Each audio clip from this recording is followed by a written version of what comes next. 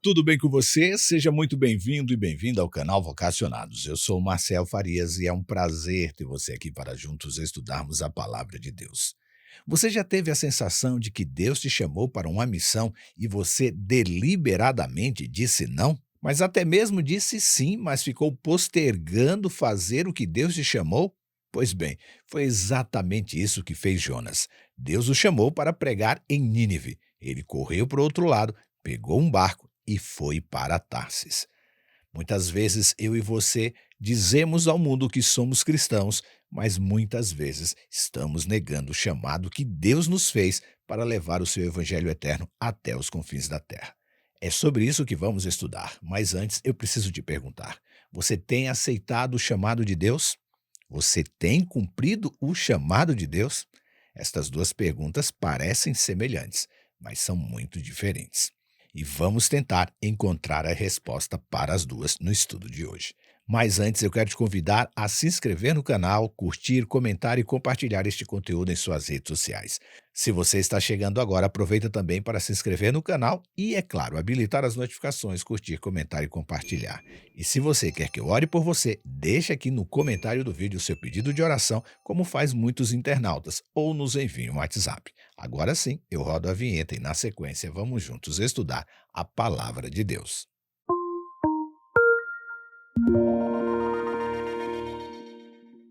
Diz a Bíblia: antes de eu sair de casa, não foi isso que eu disse que tu farias, ó Senhor? Por este motivo eu fugi para Tarsis. Você prestou atenção nesta oração de Jonas? Ele está dizendo que ele fugiu para Tarsis porque ele sabia que Deus perdoaria os ninivitas. Jonas estava culpando a Deus. Que bela oração por parte de Jonas, né? Ou será que não foi? Bom, quando nós focamos a atenção na narrativa do capítulo 4 do livro de Jonas, nos deparamos com a interrogação relevante: o que havia de errado com Jonas? Jonas era um homem amargo e cheio de ódio pelos assírios que viviam em Nínive. Ele odiava os ninivitas, um povo que era poderoso e cruel, sim, cruel, e que muitas vezes fez coisas ruins para o povo de Israel. Quando Deus o enviou para pregar a Nínive, Jonas tentou fugir. Ele não queria ver os ninivitas se arrependendo e assim sendo perdoados por Deus. Quando Jonas finalmente chega a Nínive, ele pregou mesmo com um certo rancor.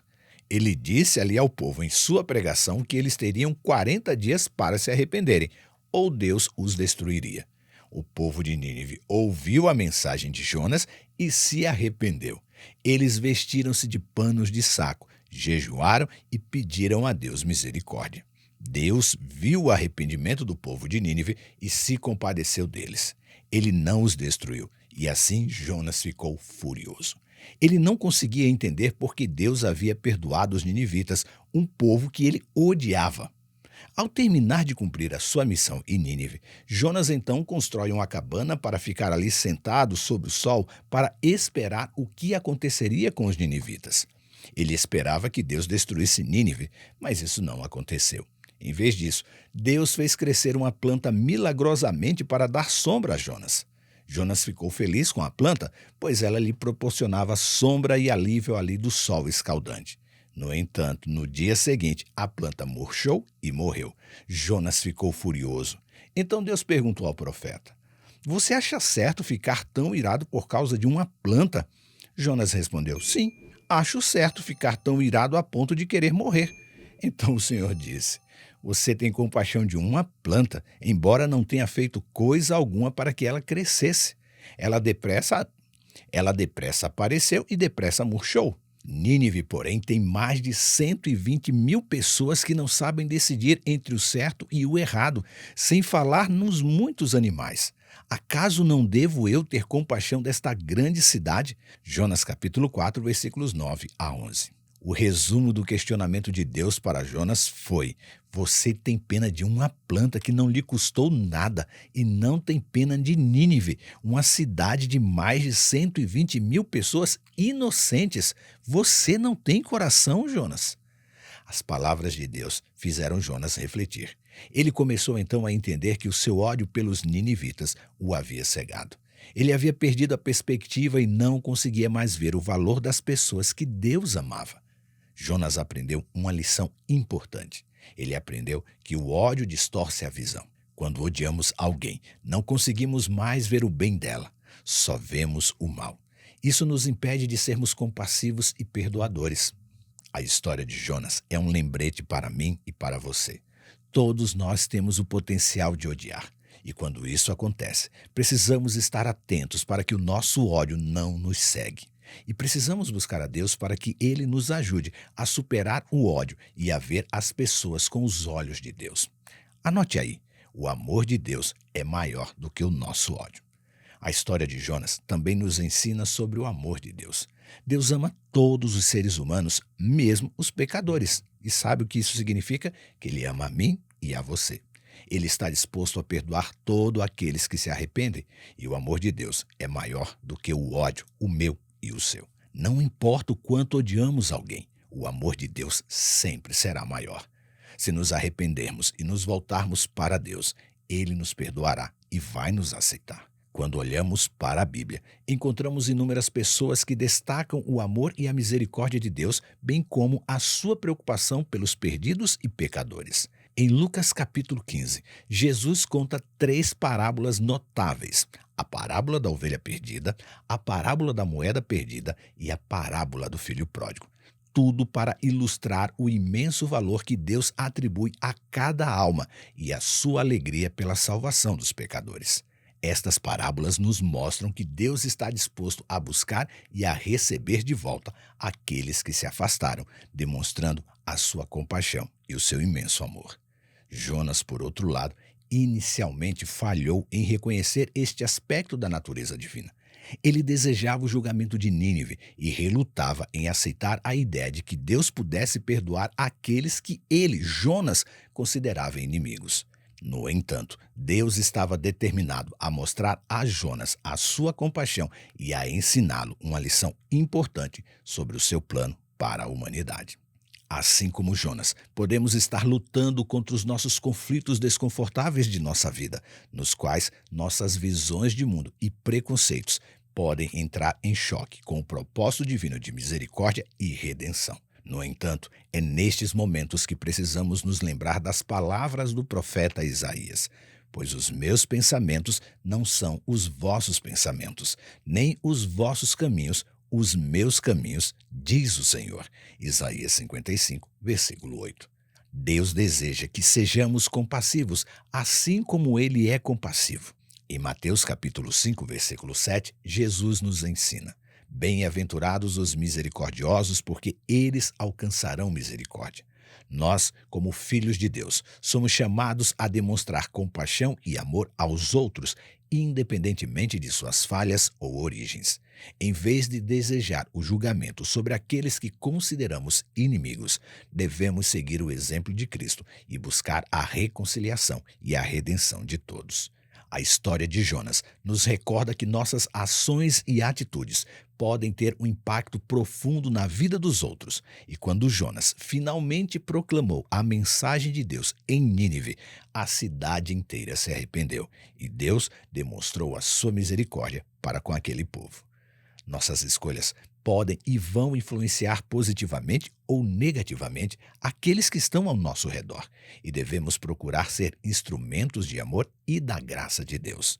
Além disso, a história de Jonas também nos faz refletir sobre como reagimos a situações que consideramos inconvenientes ou desagradáveis. E anote aí: assim como Jonas ficou irado quando a planta que lhe ofereceu sombra morreu, às vezes eu e você podemos reagir exageradamente a contratempos em nossa vida, esquecendo-nos das bênçãos que recebemos de Deus. A gratidão é um princípio importante na fé cristã e devemos aprender a reconhecer as bênçãos que recebemos e a agradecer a Deus por elas.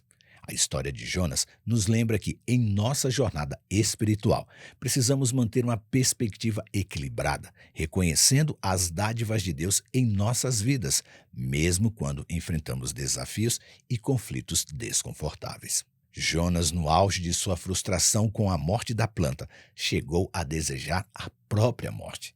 Essa reação extrema nos faz refletir sobre como lidamos com as dificuldades em nossas vidas. Na Bíblia, encontramos inúmeros exemplos de personagens que enfrentaram adversidades e lutas, mas que, em meio a estas provações, encontraram força e consolo no Senhor. Um exemplo notável é do apóstolo Paulo, que enfrentou inúmeras dificuldades em sua jornada missionária. Em 2 Coríntios capítulo 4, versículos 8 e 9, ele escreve: Em tudo somos atribulados, mas não angustiados, perplexos, mas não desanimados, perseguidos, mas não desamparados, abatidos, mas não destruídos. Paulo demonstrou que, mesmo diante de conflitos desconfortáveis e adversidades, a fé e a confiança em Deus podem e vão nos sustentar. Assim como Paulo, também podemos encontrar força na oração e na comunhão com Deus. A Bíblia nos encoraja a lançar sobre Ele toda a nossa ansiedade, porque Ele tem cuidado de nós. 1 Pedro, capítulo 5, versículo 7. Em momentos de conflito e desconforto, a oração é uma ferramenta poderosa para buscar a orientação divina, encontrar consolo e superar as adversidades. A história de Jonas também nos lembra da importância de examinar os nossos preconceitos e os nossos julgamentos. Em nossa jornada espiritual, é crucial reconhecer que somos todos pecadores, dependentes da mesma graça que vem de Deus. O apóstolo Paulo nos recorda em Romanos 3:23 que todos pecaram e carecem da glória de Deus. Portanto, não estamos em posição de julgar ou desejar o mal aos outros. Em vez disso, devemos seguir o ensinamento de Jesus de amar o próximo como a nós mesmos. Em Mateus 22, versículo 39, Jesus declara: Amarás o teu próximo como a ti mesmo. Essa é um chamado à compaixão e à empatia, independentemente da origem, crenças ou ações daqueles que consideramos inimigos. A história de Jonas ilustra o quão prejudicial pode ser o ódio e o desejo de vingança, enquanto a compaixão e a misericórdia são os princípios fundamentais do reino de Deus. E como cristãos, somos chamados a seguir o exemplo de Cristo e a compartilhar o Evangelho com amor e humildade. Por isso é que devemos lembrar que a missão de Deus é a redenção, não a destruição. E assim como Deus queria salvar Nínive, Ele também deseja a salvação de todas as almas. Esta é a mensagem de esperança e reconciliação que eu e você devemos levar ao mundo. Por isso, esteja preparado para amar mais e jamais odiar os seus inimigos. Pense nisso, leia sua Bíblia, ame mais e não odeie, e que Deus nos abençoe. E agora chegou o nosso momento de oração. E no momento de oração de hoje, nós vamos orar pela Adriana Santana e também pelo Edilson Silva. E quem pede oração aqui é a Edilma Bezerra. Ela pede oração pelo batismo do Espírito Santo na sua vida e na vida dos seus filhos. Se você também tem este mesmo desejo, oremos então. Pai amado que estás no céu, somos-te gratos, ó Deus, pela vida, pela saúde, por tua graça, salvação e o teu perdão.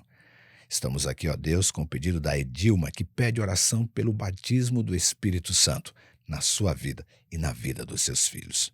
Ó Deus, diante deste desejo, também pedimos uma porção dobrada do poder do Deus Espírito Santo na nossa vida e na vida de cada um que participa deste momento de oração, para nos encher com o teu poder, para sermos intrépidos em pregar a tua mensagem, corajosos, firmes e amáveis, amando sempre e nunca jamais odiando, nos preparando para ajudar a salvar aqueles que estão em perigo de morte eterna. Queremos ser ministros do teu Evangelho, levar a mensagem do Evangelho ao mundo em nossa geração, pregar este Evangelho do reino a todo mundo, para que assim venha o fim. Ó Deus, nos enche com teu Espírito Santo, nos ajuda a amar, a perdoar e não odiar. Ó Pai, nos ajuda neste dia que é desconhecido, nos prepara e nos protege. Nós te oramos em nome de Jesus. Amém. Muito obrigado por você ter participado conosco deste nosso momento de oração.